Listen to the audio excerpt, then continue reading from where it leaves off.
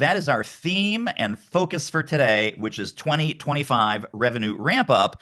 The reason I've been looking forward to it is because several of us, and maybe even most of the people that are on this call right now, we've had individual conversations about, okay, Q1, how do I make sure I get money in the door? How do I make sure that I hit my number? How do I make sure, what do I need to put in place so that I'm not just guessing and blowing in the wind and being sort of a victim of circumstance, but how do I build out a revenue model, and then how do I enforce and hit those targets and force that revenue model as my new reality that is in line with your 2025 goals? So with that, I have a PowerPoint because I always have a PowerPoint. So this is our goal, right? Is higher and higher, more and more, building on your success in 2023, 2024, 2025 should be the biggest, the best, the highest.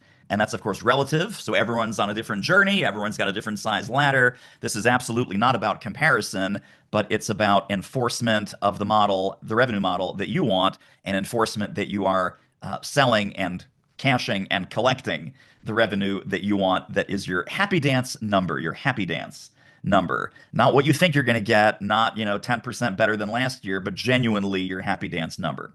So this is all about momentum. One of my little favorite quotes here, which I totally believe, and I think you've got some experience perhaps in your own business and your own life that backs this up as well. It's impossible to be happy without momentum. So my definition of momentum when it comes to revenue ramp up is success builds on success, win after win after win after win. New revenue does not have to come from new clients. Some of the best revenue, biggest revenue, easiest revenue that you can get comes from past clients or current clients or past prospects. So we'll talk about that as we get there. But some sort of momentum where you're starting to feel really good and your identity starts to shift into I'm this person that's going to hit that number, whatever that number is. 250K, 300K, 600K, 750K, seven figures, whatever it is you're aiming for. What I would say is action leads to traction, traction leads to momentum, and then momentum leads to results. So not only is it impossible to be happy without momentum, I would argue it's impossible to get any sort of sustained and sustaining results without momentum also. So this is a cycle that we used to talk about in our big 3-day events. And I think it is absolutely relevant and absolutely important to talk about it here because this has everything to do with your belief system. And the cycle, this belief cycle, you've probably seen this before. It's not new, it's not original, it's not mine. It's just human psychology 101 from the 1960s and 70s and 80s. But it starts in the upper left corner with belief, right? Belief that you are worthy, belief that you have this potential, belief that you are capable of achieving whatever this outcome is, because the amount of belief that you have determines the amount of potential, meaning drive, level of activity, commitment, etc., that you can tap into. Then we go over to potential. And if you have a small little bit of potential, right, well, I'm going to do 10% better, then you're going to take the actions that will, lo and behold, make you 10% better. If you are ready to double and triple and quadruple things, because that's your potential that you see and feel and believe, then that is going to tap you into the amount of action that will let you double, triple, quadruple, etc. Obviously, then it comes down to taking action, and then whatever action you take is where your results are going to come from. So no rocket science there, but I do want to acknowledge this because when we're talking about enforcing a revenue model, a lot of this is about your own self-determination, what you're willing to accept and what you're no longer willing to accept, and who you feel you are and what fees you feel you deserve, and who you no longer are and what fees you are no longer willing to deserve, or what kinds of projects you are no longer willing to say yes to. If it's small potatoes, peanuts, fees, that's out the window. So I want to go down, and I'm just going to humanize this. This is the David Newman lens on that belief cycle. And this is any goal in the world. I want to climb a mountain. I want to do a 10K run. I want to have a $40,000 month. I want to lose 20 pounds. 5 levels. So there's the level of I should, and I'm going to give each of these a score. Score of 0 to 10, including the negatives. I should is a terrible place to come from. And I'll tell you why in a second. I can, it's like, well, I have the potential. I could train for that 10K run. I could start to eat differently. I'm capable of losing 20 pounds. Also not a great come from. I want to, it's okay. I want to. I want to go to the gym. I want to run the 10K. I want to lose 20 pounds. I want to have the $40,000 a month. Believe it or not, that's zero. You tell me I want to, I'm going to call bullshit on that. And I'm going to say, show me, right? Show me the activities, show me the results, show me what's on your calendar, show me what you're doing to make that happen. Desire by itself, I think that is just kind of, that's a zero. That's neutral. It's not hurting you, but it's also not helping you. Now, on the positive side, I will run that 10K. I will put that $40,000 in the bank this month. I will lose 20 pounds. I will eat differently. I will move my body differently. I'm going to give that a +3. The highest level is I'm already there. I'm grateful in advance. It has already happened. I am simply executing the plan to catch up to reality. The I am level is a +7. I'm going to give you some different words to tap into here that describe these 5 levels. I should is based on shame. Shame and guilt, not a great motivator. I can is based on ability. It's like, well, yeah, you can, I can, but again, unless there's some desire, that's really not going to get us off the dime. I would say, even if there's desire, that's not going to get us much results either. You and I, both of us, maybe it's just me, we have a whole long list of want tos that we have never lifted a finger to implement. And I'm sorry to be the bearer of bad news, but that is the stone cold truth. I want to lose 20 pounds. I want to write my next book. I want to do 10,000 steps a day. Sure, I do, but show me your calendar, show me your Fitbit, show me your smartwatch. What's going on? The desire level is not going to get us anywhere. It's not going to hurt you. It's not going to necessarily hold you back, but it's also not going to move the needle towards success.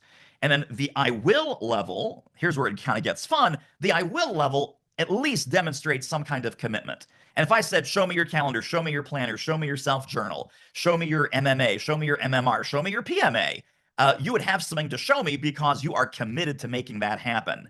I am is about identity. And this is where we need to tap into that level. That's going to give you a +7. This is a very informal, unscientific David Newman scoring and numbering system. But I will tell you, from the -5 to the +7, the only way that you're going to achieve anything great is if you bake it into your identity that I am a $40,000 a month consultant. I am a $15,000 keynoter. I am a $75,000 per book ghostwriter. I am not willing to do less work, lesser fees, lesser clients, no more broke ass losers. I'm only going to talk to people who are serious. I'm only going to talk to people who have budget. And I will never let my budget, I'm sorry, I will never let my fees be determined by their budget. A BMW is a BMW is a BMW. A Ferrari is a Ferrari is a Ferrari. A Lexus is a Lexus is a Lexus. You walk into any of those dealerships with a Volkswagen Beetle budget, the cars do not get cheaper, right? The Lexus is always the Lexus. The BMW is always the BMW. The Ferrari is always the Ferrari. The prices are printed on the window sticker. They do not change depending on who's looking and who walks into the dealership. So for the rest of our time today, I'm going to ask you to tap into that identity level because that's the only place that we're going to be able to make these changes. So my argument is that you need to get serious and we need to stop talking in terms of goals and start talking in terms of targets. Target annual revenue, and you want to write that down right now on a piece of paper, whatever piece of paper happens to be close to you. Jot down your target annual revenue. And by target, I mean what you really, really, really want. Not your expectations, not what you think you're going to get, not what's comfortable based on what's in the door right now, but what do you really, really, really want? Divide that number by 12, and then every month, starting in January, when we get to January 31st, which is a Friday, it's kind of fun because January 31st this month is a Friday, so it is a work day. That revenue month ends at 11:59 p.m. on Friday, January 31st. And we need to be selling, we need to be conversing, we need to be sending out proposals, we need to be in conversation with people until 11:59 p.m. on Friday, January 31st. And if you miss it, and trust me, you will, I've missed a lot of targets. The difference between unsuccessful people and successful people is that successful people have a productive freak out. They have a productive freak out when they miss it. This doesn't mean they get upset, they start going to pills and alcohol and doing crazy behavior. It means they have a strategic meeting with themselves, looking at the numbers, looking at the level of activity, looking at the level of momentum, and say, what do I need to start doing differently immediately to fix this problem so it never happens again? That's a productive freak out. In my book, goals are maybes and targets get hit. The reason I'm shifting our vocabulary from goal, because goal, yeah, goals are nice. I'm going to hit my goal. I'm going to lose 20 pounds. A target, it's a different piece of vocabulary that actually activates a different piece of your sales psychology and entrepreneurial psychology. So no more goals, yay targets, because targets get hit. Now, here's the math. Let's practice. Here's the math part. You want to have a 300K year, 25K a month starting in January. You don't hit 25K a month, right? In February, I want you to tell me how ahead or behind or on track you are to your plan.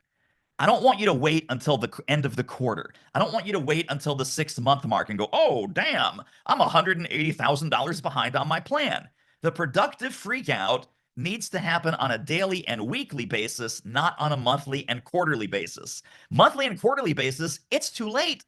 You don't have the time to make up the ground, right? So $1 million is 83,333. 500K is 41,666. 180K, if you're curious, 15K a month. 240K, 20K a month. 750,000 is $62,500 a month. These are your new monthly targets, not benchmarks, not goals, targets, targets, targets, targets. So I want you to write down on the piece of paper that you just wrote down your annual number. Please divide it by 12. And again, this is your target. This is what you really and truly want. This is your happy dance number. Divide that by 12. That is what needs to happen starting this month, next month, every month. Now, I will tell you that the year is going to be lumpy. I don't want your goals to be lumpy, right? You say 25K. I will tell you when I'm ahead. I will tell you when I'm behind. I will tell you when I'm tracking along. People start giving me all kinds of excuses. Well, it's really tough to sell anything in August. It's really hard, man. The holidays, first week of December, man, everyone's out. I lose that 3 weeks. There's no way I'm going to have an $83,000 month in December.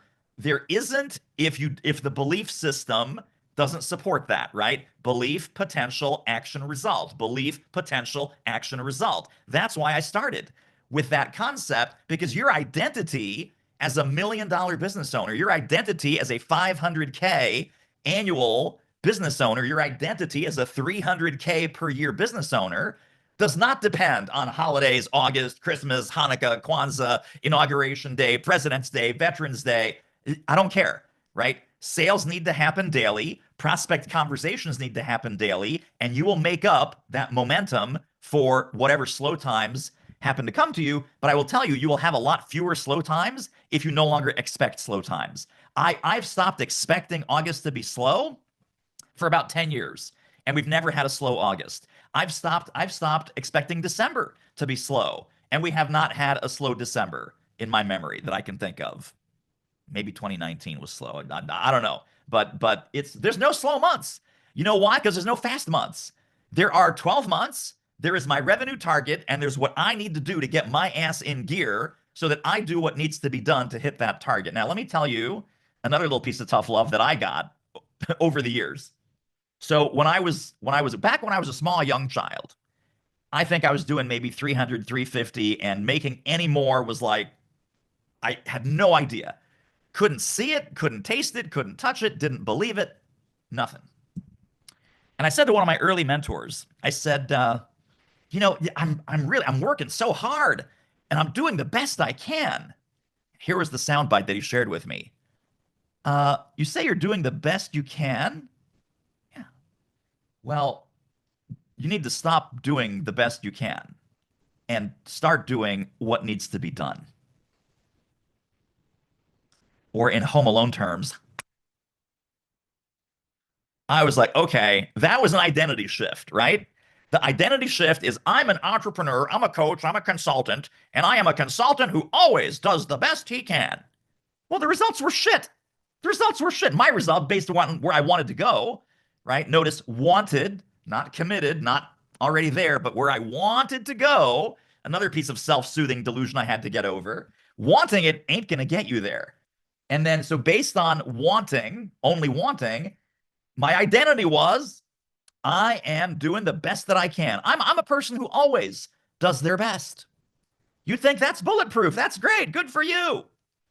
When this guy said, stop doing your best and start doing what needs to be done, that was a mic drop moment. That was a mic drop moment, not only in my business, but in my life. So I'm curious, just around the call here, and folks that are watching the replay later on, you can tell me when you watch it. Does that resonate with you? There's a huge difference between doing the best I can and marching straight into mediocrity versus doing what needs to be done to hit my target, because that's who I am. I'm a person who hits that target. Targets get hit. My identity is I am that person who's running the 500K business, the 650K business, the 750K business. This is where I want you to grab that revenue multiplier.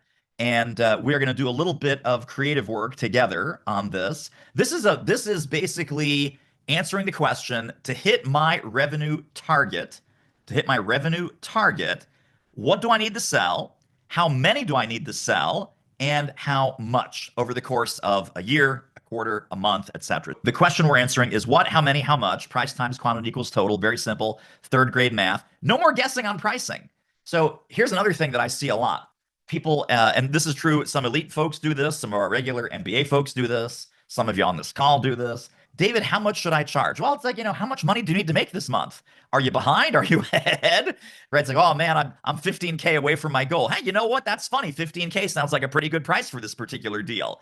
You need to start charging based on what you want to start earning and what you're committed to start earning. There are many, many ways to make 25K a month. You can sell 25 things for $1,000. You can sell one thing for $25,000. Guess which one is easier? Selling the one thing for $25,000. So your pricing, and this is just simplifying it down to the grassroots level, right? From 50,000 feet all the way up in the sky, all the way down to the blades of grass. You need to price according to your income strategy, right? Your income strategy drives your pricing strategy. You should not be guessing how much money do I need to bring in this month, nor should you be guessing what should I price this thing if I'm trying to sell 3 of them at this price on this particular investable opportunity, this particular menu item. I want to sell 2 of these. Great. So 2 times 10 is 20,000. That's what I want to sell it at. Person calls up, how much is it? It's $10,000 because that's what your revenue model says. So pricing comes down to how much money do you want, in case you're wondering or kind of floating around. So the way this sheet works, I'm going to put 3 minutes on the clock. You're going to choose 3 different investable opportunities. And we're going to go through a couple of different pricing models. If you personally are already past that pricing model, meaning that you've earned more than $200,000, for example, skip the 200K level. You already know how that works. If you've already passed 500K, skip 500. Page 2 is the $1 million level and the $2 million level. But wherever you're not, that's where you start. So if you're not yet at 500K, but you've passed 200, start at 500K, put in profit center number 1. What's the price? What's the quantity? How much of profit center number 1 do you need to sell over the course of a year? What's profit center number 2? What's the price point? How many do you want to sell? Then move on to profit center number 3. What's the price point? What's the quantity? How many of those do you want to sell? Those 3 subtotals should add up to 500K. On page 2, the subtotal should add up to $1 million. And on page 2 at the bottom half, it should add up to $2 million. So then there's also 5 questions on the bottom of page 2 that will help you rethink, what should I be selling? How do I get out of small potatoes land? How do I stop undercharging or lowballing myself? What new high fee offers should I put into play? And how can I use some scaling strategies that would separate my income from my personal time, attention, and presence? So all of those are questions on the bottom of page 2 that we can answer. All right, let's keep the love train going. Some other things that will be helpful to you. The easiest way to hit your new revenue goal is to start putting things in place that will get an easy yes. An easy yes is packaged services and no guesswork, no squishiness, and having a defined front end.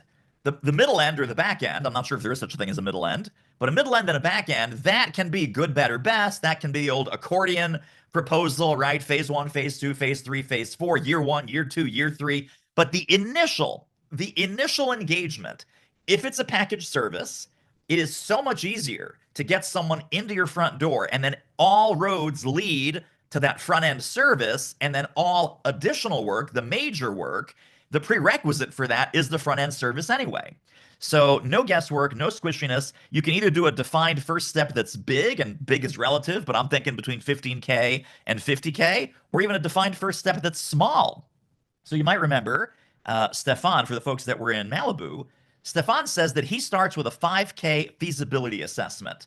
Now, the feasibility assessment is, should we even do this? Or will you be wasting huge amounts of money and I'm not the right person to help you, or you're not in a position to grow and scale your franchise the way that you think you are? So even though he is on track for like a $750,000 year, his defined first step, which he used to do for free, by the way, but his defined first step is that $5,000, that 5K initial feasibility study. And then he's got the coaching, then he's got the done with you, then he's got the whole, other back end and customized executive consulting and all of that. But the front door, I think, is really important to get those easy yeses. Whatever you call that front door service, the naming is important. The conceptual branding of it is important. So a couple of examples. This is a guy who is a M&A buying and selling business valuation guy named Bruce Eckfeldt. So I'm giving you his website there if you want to check him out further. But he has 4 really well packaged services. His 3-day program is called Roadmap 12, and that's a 12-month planning process. His 2-day program is called Sprint 90. He's got a coaching program for executives called Leadership 360, and then he's got an exit planning, maximize the value of your company advisory program called Value 10X. Are those great, amazing, perfect, fantastic names? No, but number one, they're packaged services and they're decently branded. It's like, ooh, I want a Roadmap 12. I want a Sprint 90. This Leadership 360 thing sounds interesting. I do want to have Value 10X when it comes time to sell my company. Now, at the end of every one of his, I'm sorry. I have another slide about that. Here we go.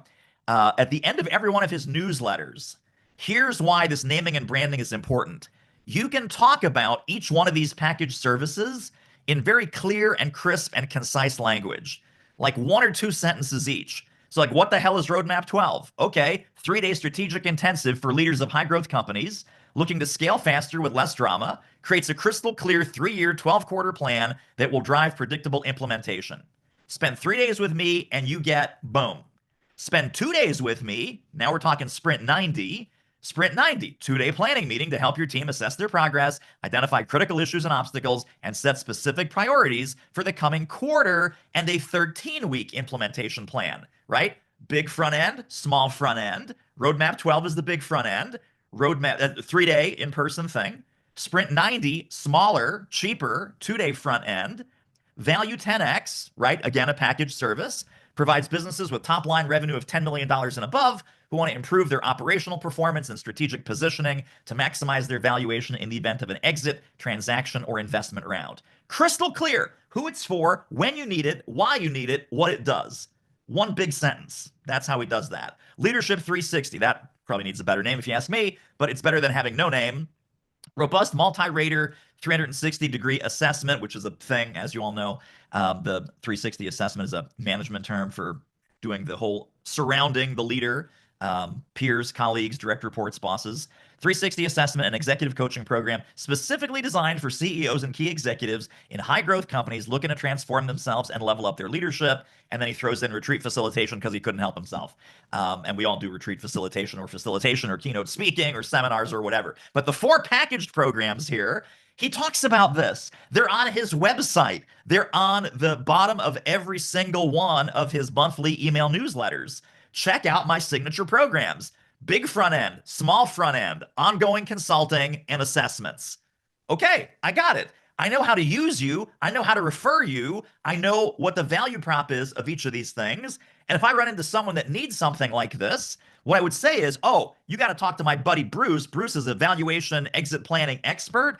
And I think you really want to talk to him about that Roadmap 12 program that he has. So do your best clients and do your best referral partners. They not only know you, do they know the name of your big front end or your small front end? Do they know the brand that it goes by? And by the way, if you don't have a well-branded thing, there's another resource for you in MBA. It's the Naming and Branding Lab. I think that's back from 2022. But that's in the MBA monthly training section of the portal. Just search for Naming and Branding Lab. It'll come right up. How to create cool names for all your programs, products, services, and ideas. So that's how that works. Another couple of quick examples. David C. Baker, who I've talked about before, his company is called punctuation.com. He is not shy about putting all his packaged services on his website with pricing. with pricing. Now, that's a choice. That's a decision. It's not always right for everybody. But check this out. Benchmark diagnostic. It's 4,000 bucks. You walk in with a $500 budget, you're not getting the benchmarking diagnostic. Lexus, Toyota, Volvo, BMW, Ferrari, right? You walk in with a VW budget, you're not getting the Lexus. New business audit is $18,000. The only one that has a little bit of expansion capability is this program he has that is called Total Business Reset. Starts at $25,000 and it goes up from there depending on your company size and complexity. So you'll see 25,000 plus is listed there. And then a staffing and role audit. So that is $6,000. So sometimes you want to just say, hey, listen, I've been doing this long enough. The tire kickers, the price shoppers, the broke ass losers, I'm putting the prices on the website because if you don't have 4K or 18K or 25K or 6K, don't even waste my time. Don't even waste my time. The other thing that this communicates, again, not right for everybody, but the other thing that this communicates is you could be a $10 million agency. He works with creative agencies mostly, marketing agency, digital agency. That's his niche. If you're a $10 million agency or if you're a $3 million agency, guess what? The benchmark diagnostic is still 4K. We are not going to play games with the pricing. It's like, oh, you're a big expensive, you're a much bigger firm. I'm going to charge you triple. And you're a little pisher, you're a little nobody coming in off the street. I'm going to cut the price by 80% for you. Big firm, small firm, medium firm, guess what? It's 4K. New business audit, a deep dive into your firm's new business strategy, looking at positioning, service offering, design, lead gen, 18 grand. $2 million firm, 18 grand. $10 million firm, 18 grand. $20 million firm, 18 grand. We do not play games with our fees. That's what it communicates when you put a pricing menu out in public. Now, let's talk about just a couple more quick things before we wrap it up. The only person that's going to violate your revenue plan and the enforcement of your revenue plan is you. So if you stop looking at the days on the calendar as time. The days on the calendar are not time. The days on the calendar are revenue. And the days on the calendar you can never get back. That is a profound statement, probably pretty simple, pretty obvious, but profound nonetheless. So if you want to make $480,000 this year, that's how I did the math on this example. $480,000 is $40,000 a month. How convenient. $40,000 a month is $10,000 a week.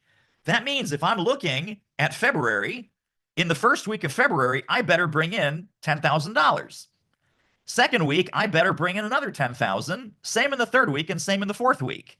So that means on this particular first Friday of the month, I'm looking at my sales numbers. It better say 10K.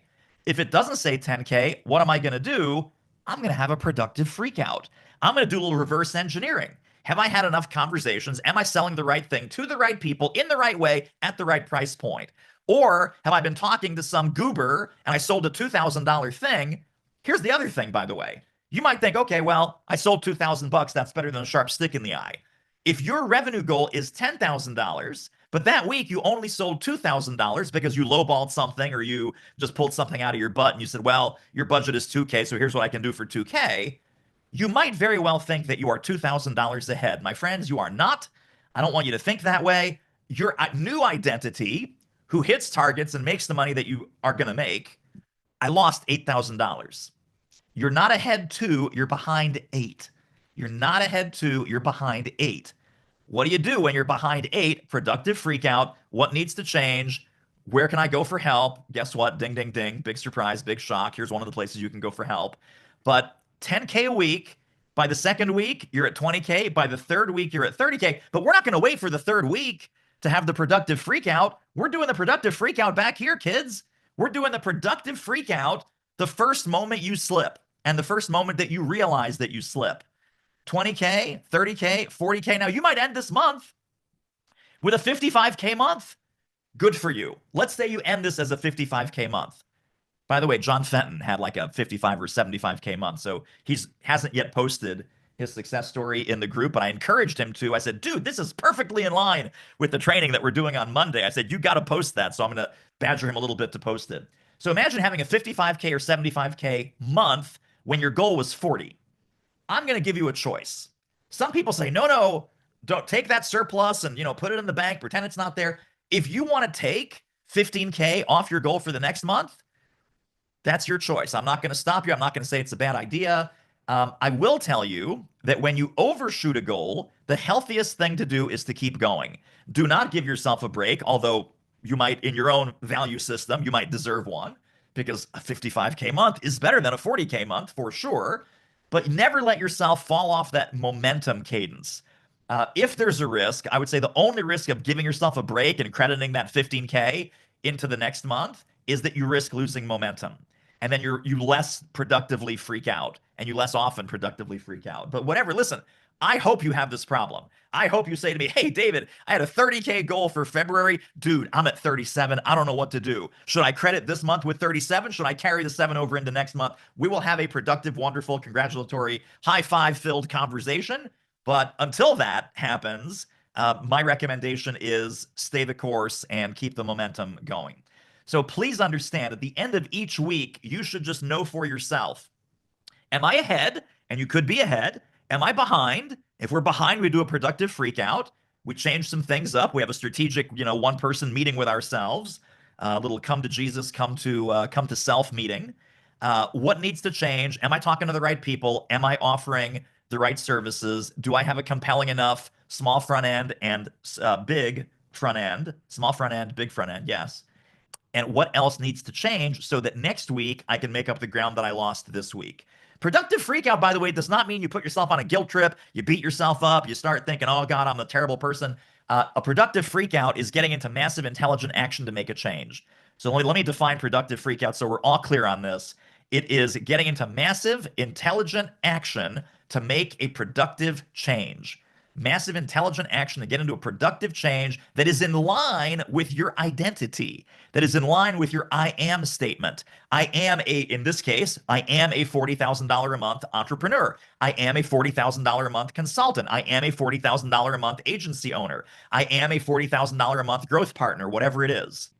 When you get stuck, here are some questions. What do I need to sell? Going back to your sheet, going back to your reality-based revenue multiplier. How much do I need to charge so I hit my number consistently, hit those targets week after week, month after month?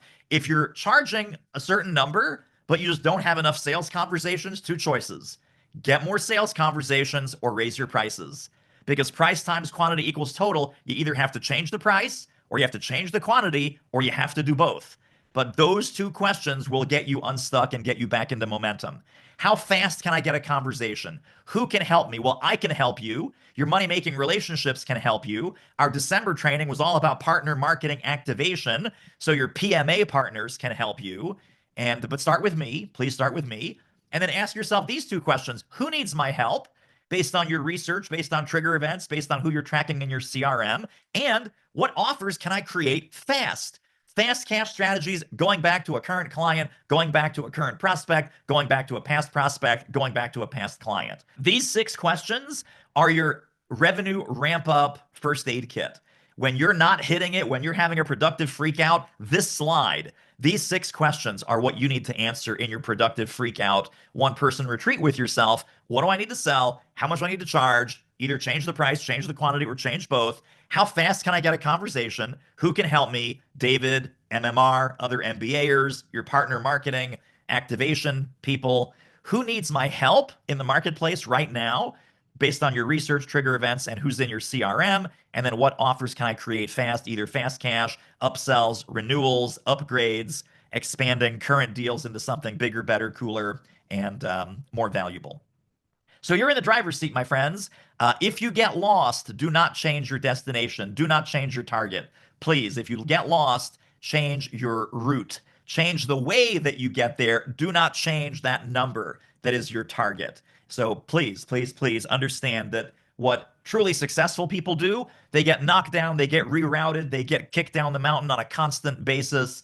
They never say, well, you know what, maybe I'll just go 2/3 of the way up the mountain. That's good enough. They still aim to get to the top of the mountain. They just change their path. They just change the route that they're taking to the top of the mountain. And of course, you can't end a session like this without James Bond. I don't stop when I'm tired. I stop when I'm done. And I stop when the mission has been accomplished. And that's when James Bond stops.